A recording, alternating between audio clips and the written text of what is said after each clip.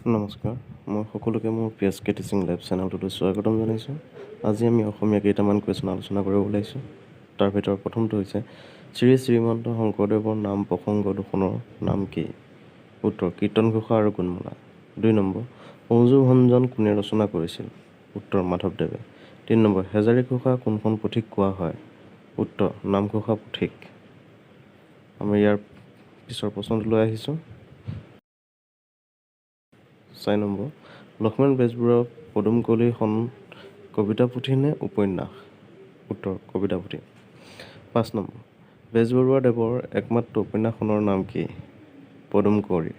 6 number শংকৰদেৱৰ এখন কাব্যৰ নাম লিখা। অজামিল উপাখ্যান।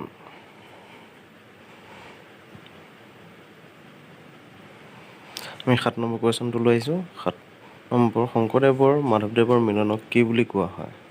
মণিকাঞ্চন সংযোগ। 8 নম্বৰ শংকৰদেৱে কেইখন নাট ৰচনা কৰিছিল? উত্তৰ 6খন। 9 নম্বৰ লক্ষ্মীনাথ বেজবৰুৱাৰ কবিতা পুথি এখনৰ নাম কি?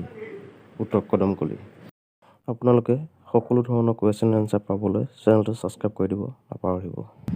10 নম্বৰ উষা আলোচনী কোনে সম্পাদনা কৰিছিল? উত্তৰ পদ্মনাথ গোহাঞিবৰুৱাদেৱে। 11 নম্বৰ শ্ৰীকৃষ্ণ কথা কোনে ৰচনা কৰিছিল? উত্তৰ লক্ষ্মীনাথ বেজবৰুৱাই।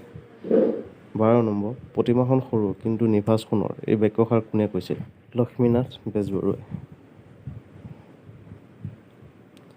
13 নম্বৰ গাঁওবুঢ়া নাটকখনৰ ৰচক কোন?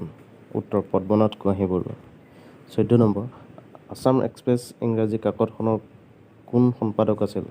উত্তৰ হেম বৰুৱা। আজিটো অন্তিম প্ৰশ্ন বনকুঁৱৰী কবিতাটোৰ কোন পুথিৰ অন্তৰ্গত? উত্তৰ প্ৰতিমা খনিকৰ।